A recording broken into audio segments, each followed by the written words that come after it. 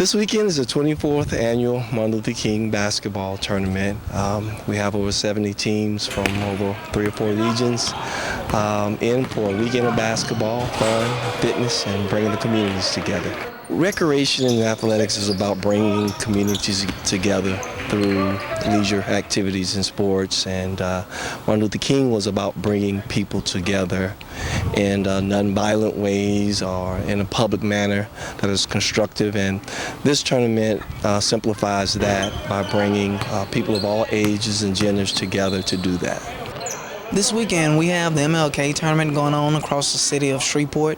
This is a tournament that the city has put on for the last 24 years in honor of Martin Luther King and his dream of equality across our nation.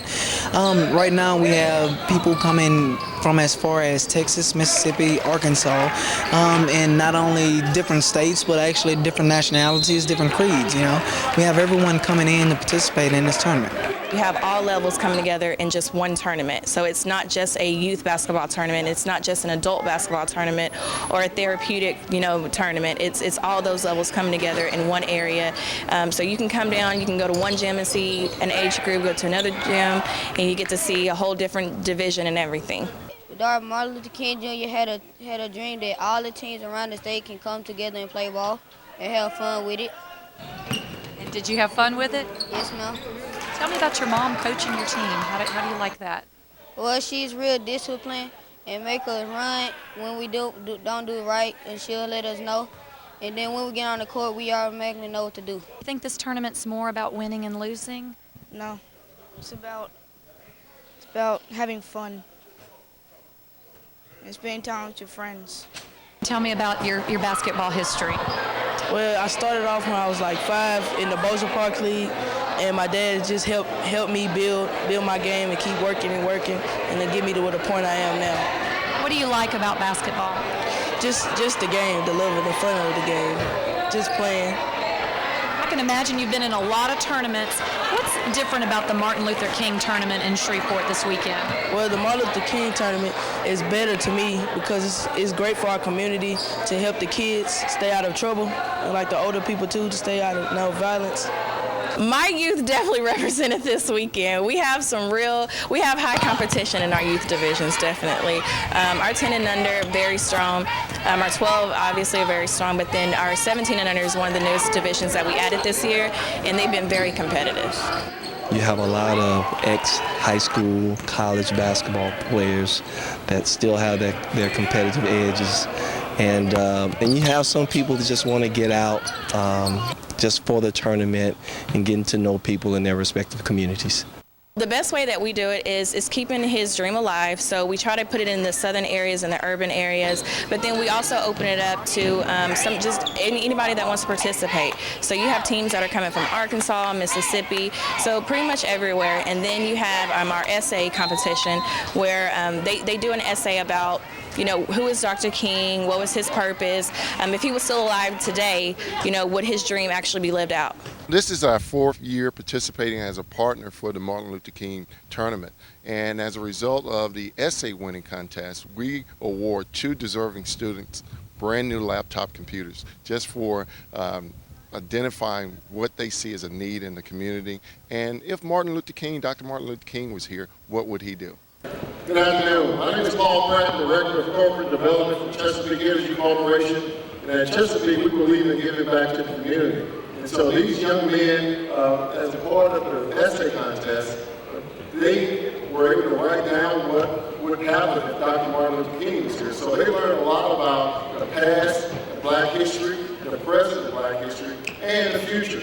And so at Chesapeake, we believe in education, and that's one of our community efforts that we really strive because of our young people. So as a result of Darius and Brandon, you receive a brand new laptop computer from Dale and Chesapeake Energy Corporation. So congratulations.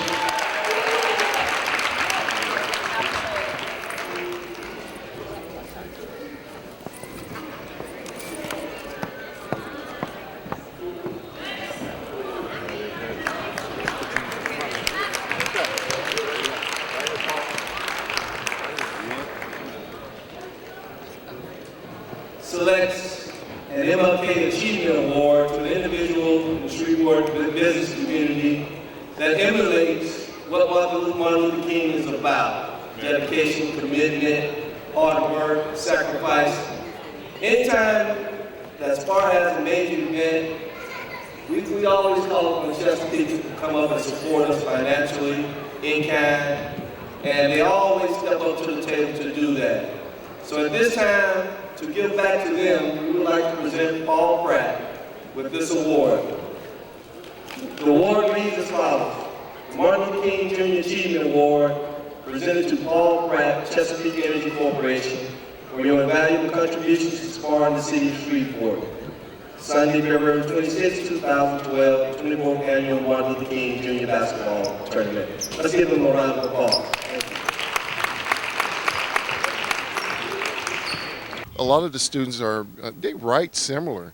I mean, in today's environment, it's political, it's business, and they're writing about, if families and their needs, and how the community needs extra care and extra help, especially in this recession. So they're neck and neck on their essay contest, and so it's something that we truly believe in at Chesapeake.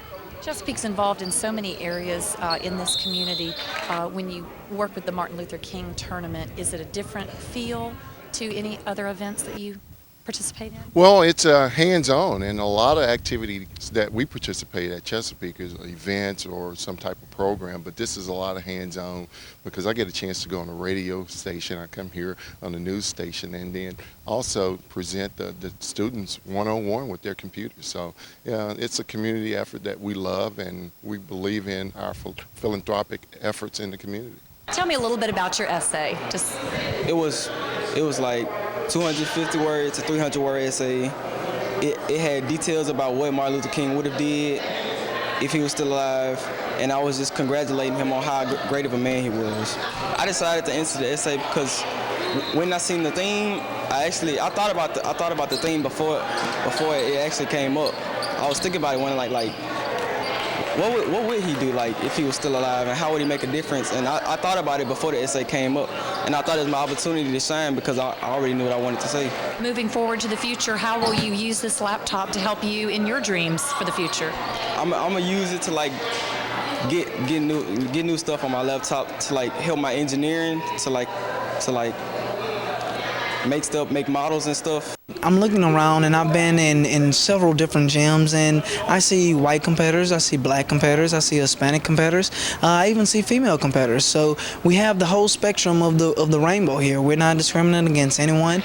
We actually invite everyone out. Looking here, and something that a lot of people don't know, we even have a wheelchair division, and for any of you that has not come out, that is something that is a sight. These guys may have a disability, but they are great athletes, and they come out and compete as great athletes. Is it a different type of tournament than others with this theme or the memory and tribute to Dr. King? I think it's a great theme because something we fight for every day as disabled athletes is to be treated like anyone else, and that's what he stood for, is everybody being treated the same, no matter what race, creed, or color. And that's something that we want as well. Don't look at us differently because we're disabled. Like I said, a lot of people hear wheelchair basketball and they think, oh, that's sweet. We don't want that. We want you to come out and see us play and be like, oh man, these guys are balling. They're really out there competing, and they're here to play, and they're not just here for the recreational part of it, which is also a fun part. But we're just as competitive as our able-bodied counterparts, and we want to be treated that way. Chair skills and stuff is key. The players at the highest levels are going to have good chair skills, going to be able to move their chairs in ways that a lot of people can't, and just takes a lot of work, a lot of practice to get to the highest levels you can possibly get. And when played right, this game is definitely a whole lot more physical than our able-bodied counterpart, and it's a whole lot more physical than people think that it is. When you hear about wheelchair basketball, you kind of automatically get that sense of, oh, that's sweet, they're still competing, but then when you see it played, it's very competitive at a high level, and people take it very seriously. We wanted to go to a different tournament. We've been playing all over our area around Arkansas, so we figured we got invited down here, so we figured we'd come to a new tournament, see what it's going to be like. So, what is the atmosphere like at this tournament? Oh, it's great. It's great. They got some able-bodied basketball going on, and to mix the wheelchair basketball into that, I think that's a great idea. Your team came out victorious today. What was the secret? We've been playing forever with each other. For us, it's more mental than it is physical, but we just go out there and try to take care of business and get a victory. Dr. King had a dream of equality, and I think that this tournament, as well as SPAR, shows that diversity that Dr. King dreamed of years ago. One of our teams, I believe it was our 12 and under team, that actually won the title, had several girls on the actual boys team. We have pictures with them, and the girls came in, not just on the team, but they actually came in and played and contributed. So in our tournament, in Dr. King's dream, all of it goes hand in hand, where everyone can be equal, and equality is something that we all strive for. It's a great experience for me and the team. Sometimes it's hard for us girls, but we just got to keep getting back up and keep on playing the game. What is it like at practice and at games with the boys? Well, it's really different, but sometimes I get hurt, but I get right back up and keep on playing. And I try to be strong, and I'm just really grateful to even be on the team with the boys. You've been to a lot of tournaments, I can imagine. How is the Martin Luther King tournament different than other tournaments? Because you're getting to show someone that died for us, that we love him and we're doing this for his honor. And I just want to thank him for all he has done for us. And it's a really great experience. Both of the girls are on my 7th grade girls team. They're 6th graders. So they were the best 2 players on that team. And it gives them opportunity to get better at the game. So I moved them up to play with the boys. And we've been in the Martin Luther King tournament for 10 years now, and we have 9 teams in our organization. I can imagine that's a big undertaking with the 9 teams. Why do you do it? Yes, ma'am, and it is. And well, we have quality coaches, and we do it for the kids. It's a wonderful vehicle for us to teach them more than just a game of basketball. The Martin Luther King tournament, not only do we play basketball, but they get a chance to learn about Martin Luther King. It's a good vehicle for the kids to learn and play at the same time and preach nonviolence, and it's a beautiful chance for them to play other kids in the area under that preaching. We reach out to the whole community. We maintain over 53 parks. We have over 15 community centers. We do Mardi Gras parades, festivals, the whole 9 yards. We even have 4 cemeteries that we maintain. So we have a diverse workforce here with SPAR, but our main component is our recreation and athletic divisions, in which we provide leisure services for our communities. Without our sponsors, we could not have these type of events, and most importantly, our participants, our youth and adult who participate in these type of activities. It's just a win-win situation for not only the city of Shreveport, but for the public and the general public that we serve. Every year it's getting bigger and bigger. If you wasn't here this year, I hope to see you next year. Participation is everything with us. We just want you to come, have fun. It's a family-friendly event, so we want, your mom can come, your dad, your grandparents can come, bring the kids. You have all types of events for everybody. We have a number of our Parks and Recreation Youth League teams that also participate within our department. They're participating. And the thing is just trying to get kids out to meet other kids from their neighborhoods.